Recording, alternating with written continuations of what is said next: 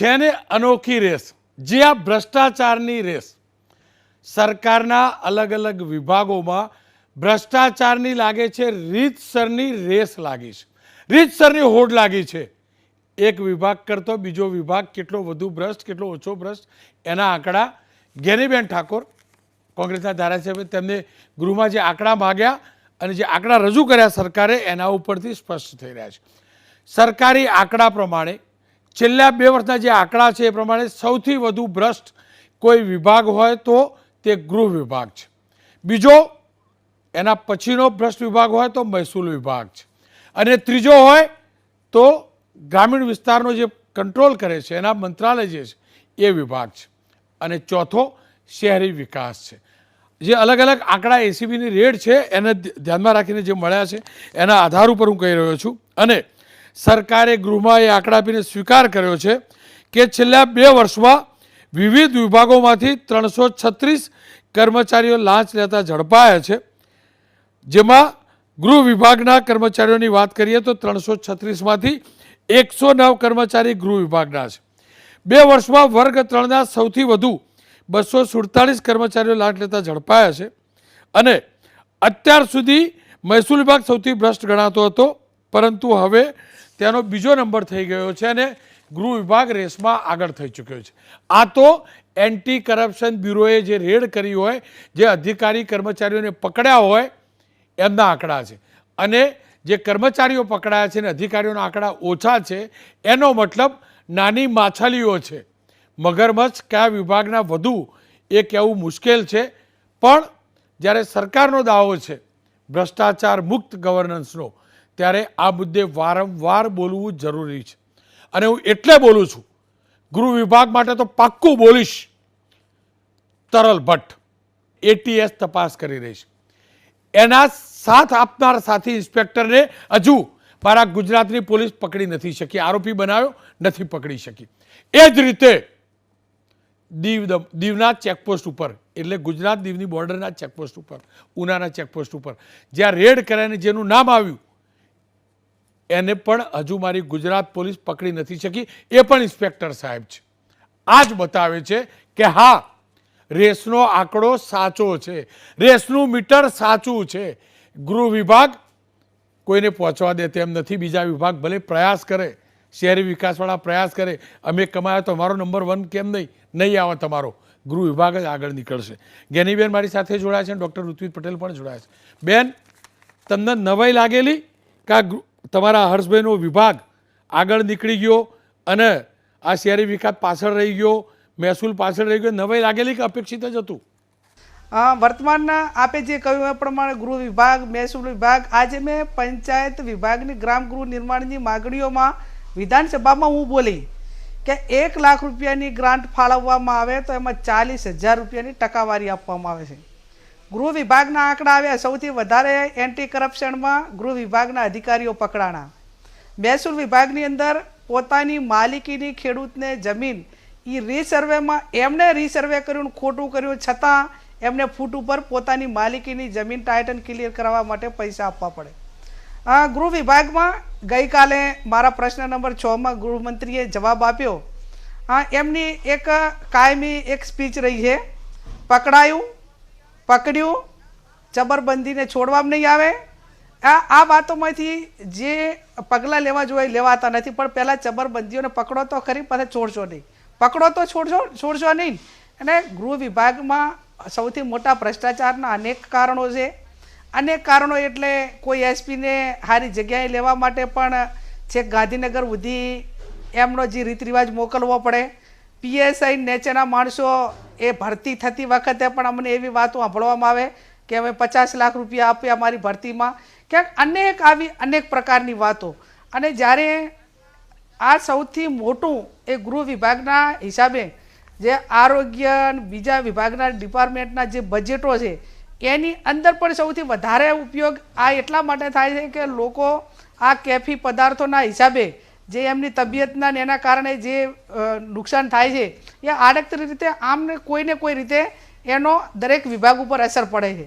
એટલે મહેસૂલ વિભાગ હોય, પંચાયત વિભાગ હોય, ગ્રામ ગૃહ નિર્માણ હોય, અને એમાં ખાસ કરીને ગૃહ એટલે રેગ્યુલર ભરતીઓ ના થાય. મેં આજે મારી વાતમાં એ જ કીધું કે પંચાયતી રાજમાં સૌથી મોટો ભ્રષ્ટાચાર થવાનું કારણ કે તમે કરાર આધારિત સ્ટાફ રાખો, એટલે કરાર આધારિત સ્ટાફને રોનકભાઈ એમનું ભવિષ્ય ન દેખાતું હોય અને એમને પોતાને એમ લાગે કે જે આવ્યું હોય ખરું, હવે મારું કોઈ રેગ્યુલર નોકરીનું કોઈ ભવિષ્ય નથી, અને ભવિષ્ય નથી એટલે એ સૌથી વધારે પૈસા કમાવાની લાલચમાં ક્યાંક ને ક્યાંક આવી જાય છે. આત્રે દાડે એન્ટી કરપ્શનના સકંજામાં કોઈના કોઈ લોકો આવે છે. તમે મોટા મગરમચ્છો તોડ કરીને નીચેવાળા પાસે પેકેજ માગો. હવે નીચેના માણસો મજબૂર થઈને ભ્રષ્ટાચાર ન કરે તો એ ક્યાંથી લાવે? એની કોઈ પીએસઆઈનો પગાર તો 10,000.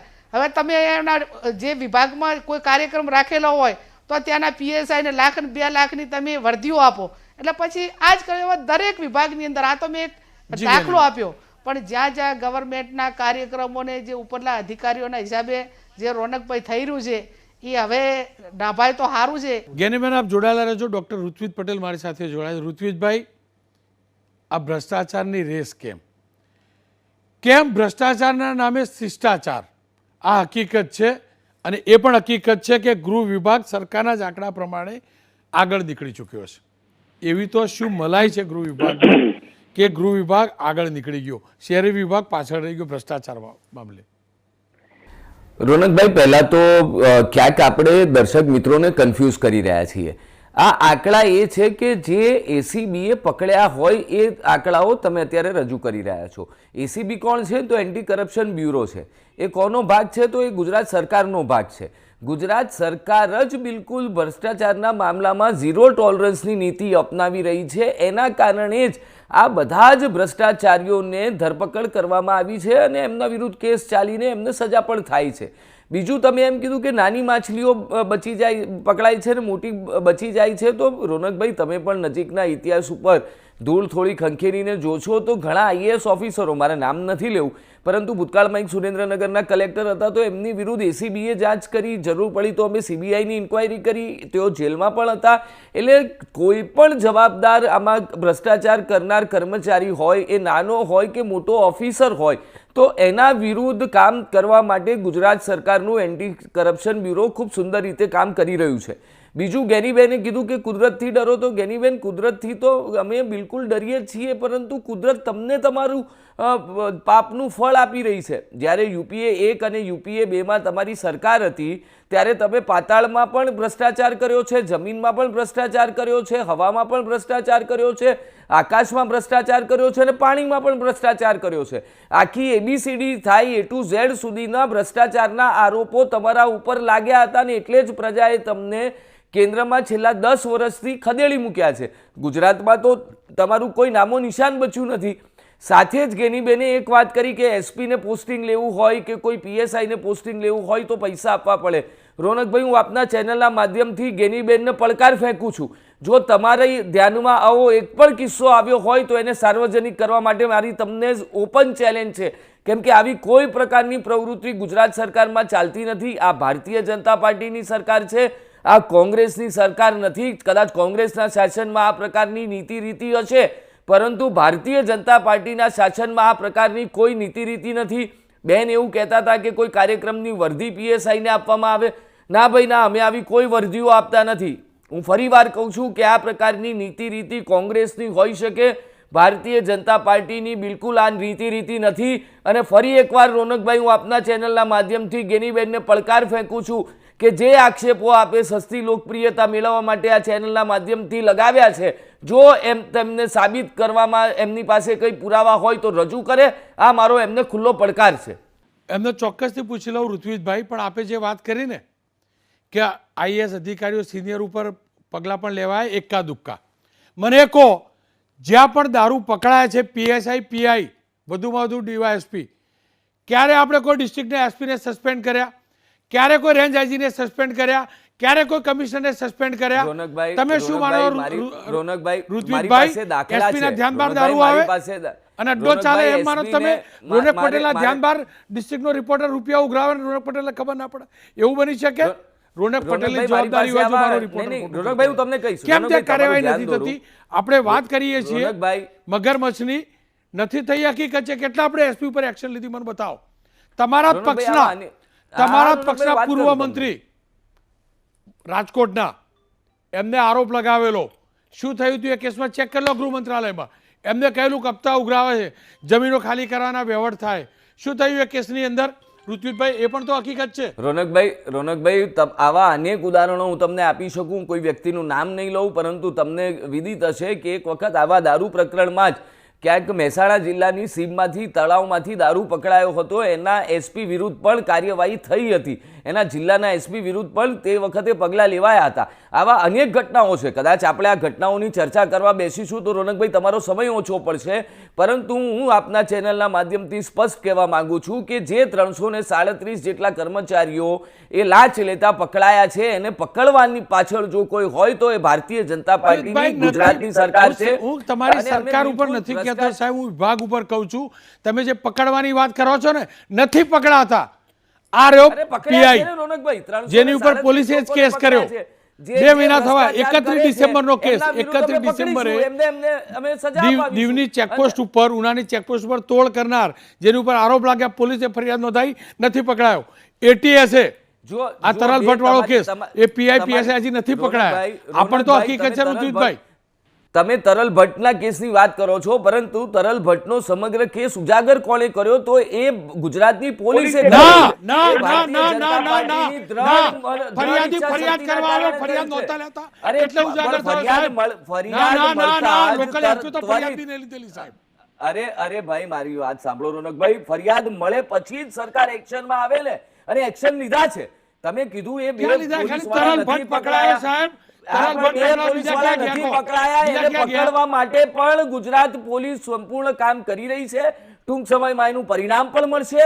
પરંતુ આ જે આંકડાની અત્યારે આપણે ચર્ચા કરી રહ્યા છે, એ જો કોઈએ પકડ્યા હોય તો ભારતીય જનતા પાર્ટીની ગુજરાત સરકારની એન્ટી કરપ્શન બ્યુરોએ પકડ્યા છે. અને અમારા માટે ભ્રષ્ટાચાર માટે ઝીરો ટોલરન્સની નીતિ છે, બહુ સ્પષ્ટ છે. ભારતીય જનતા પાર્ટીની એસીબી નથી સાહેબ, એસીબી મારી ગુજરાતની છે. ગુજરાત સરકારની છે. સફળ છે તો પણ મારી ગુજરાત સરકાર સફળ છે ઋત્વિકભાઈ. નિષ્ફળ છે તો પણ ગુજરાત સરકાર. જ્ઞાનીબેને પડકાર જ્યારે આપ્યો છે ઋત્વિકભાઈએ, જ્ઞાનીબેન તમને સીધો પડકાર છે, તમારી જોડે જો કોઈ આવા પુરાવા હોય તો લઈ આવો. અને ભાષા કહી દઉં, પોલીસ વિભાગમાં એ ભાષામાં ટેન્ડર કહેવાય. ટેન્ડર કહેવાય બેન, વરણ કહી દઉં, ટેન્ડર કહેવાય. જે ટેન્ડર ભરે ને એને પોસ્ટ મળે, એવી ચર્ચા વિભાગમાં ચાલતી હોય. કહો હવે તમે તાર. ઋતિકભાઈને મારે એટલું જ કહેવું છે, એક તો મારે ભારતીય જનતા પાર્ટીની મહેરબાનીથી કોઈ સસ્તી લોકપ્રિયતા મેળવવાની જરૂર નથી. હું મારા વિસ્તાર પૂરતી સીમિત છું, અને મારા વિસ્તારના લોકો જ્યાં સુધી ઈચ્છે ત્યાં સુધી જ હોય. એમાં કોઈ પાર્ટીની એટલી બધી કોઈ પેલી હોતી નથી. નંબર 1. નંબર 2, રોનકભાઈએ કીધું કે ચેકલિસ્ટની, તો એમણે કીધું કે તમે પુરાવા તો ભૂતકાળની અંદર મેં અનેક વખત રેડ પાડીને એમાં સમાચારો પણ ચલાવેલા છે. આજે પણ રાજસ્થાનમાંથી જેટલો દારૂ ઘૂસે એટલો બનાસકાંઠા બોર્ડરથી જ ઘૂસે છે. ત્યાંના જે અધિકારીઓ હોય એ અધિકારીઓ ગાડીના, બધી દારૂની ગાડીના પાયલોટિંગ કરે છે. અને બહુ તમારે એટલા પુરાવાની જરૂર હોય તો તમે ઈચ્છો ત્યારે બનાસકાંઠા આવજો, અને કેટલા વાગે આખી ગાડીની લાઈનો, નંબરો સાથેના નંબરો તમારે જોતા હોય, પોલીસના વોટ્સએપ ગ્રુપ ચાલે, આ ગાડી દારૂની ભરી કેટલે પહોંચી, એનું રીસર્ચનું આખું મોનિટરિંગ ચાલે. અને છતાં તમે આટલા ગાજો છો. એટલે ખરેખર તો મારે વ્યક્તિગત તમારા ઉપર નથી કહેવું, પણ આ બધું જ એ ગૃહ વિભાગની રેમ નજર હેઠળ પ્લાનિંગ બંધ, સૌથી મોટું ભ્રષ્ટ ખાતું ગૃહ વિભાગ એટલા માટે કહેવામાં આવ્યું છે. અને હું તો ત્યાં સુધી ઝીરો ગ્રાઉન્ડ ઉપરથી આવું છું.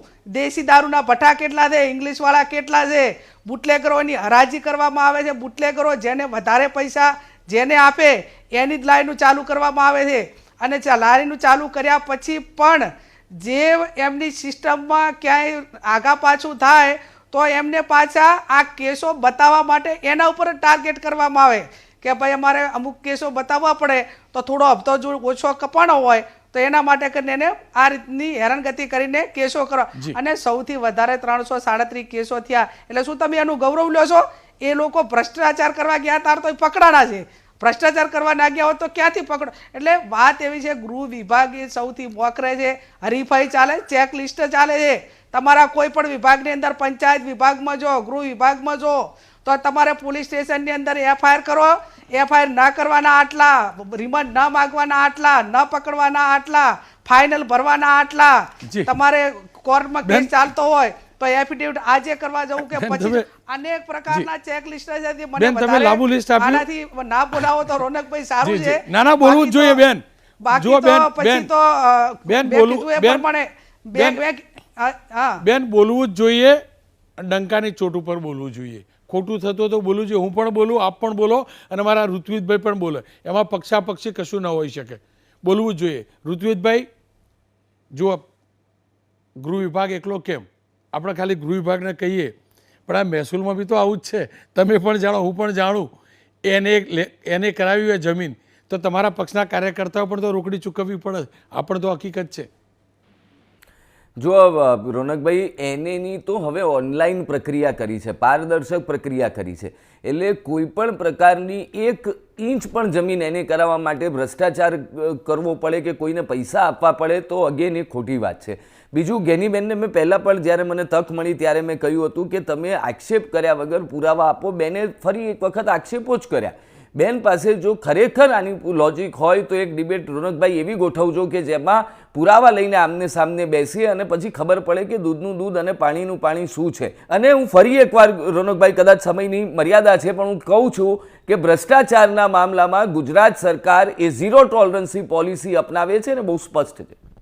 આ બંનેનો ખૂબ ખૂબ આભાર ઋત્વિજભાઈ. હું પણ કહું છું, તમારી ઝીરો ટોલરન્સ પોલિસી છે, તમારી પણ નહીં, આપણી ગુજરાત સરકારની. પરંતુ ઝીરો ટોલરન્સની વચ્ચે પણ 100% ની 200% જે ભ્રષ્ટાચાર થાય છે ને, એટલે બોલવું પડે છે. હું પણ બોલું છું, ઋત્વિજભાઈ પણ બોલશે, જ્ઞાનીભાઈ પણ બોલશે, અને તમામ નાગરિકો પણ બોલજો. ભ્રષ્ટાચાર આપણા ગુજરાતના પાયાને હચમચાવી રહ્યો છે. આપણો મજબૂત પાયો છે ને, એટલે આપણે ટક્યા છીએ. પણ જો આપણે નહીં બોલીએ ને તો આ ભ્રષ્ટાચાર આપણા ગુજરાતને ઉધેવની જેમ કોરી ખાશે. ફરીથી કહું છું, આ રેસને રોકવી જરૂરી છે, અને રોકવાની બ્રેક મારીને તમારી પાસે છે, મારીને તમારી પાસે છે. આટલામાં સમજી લેજો.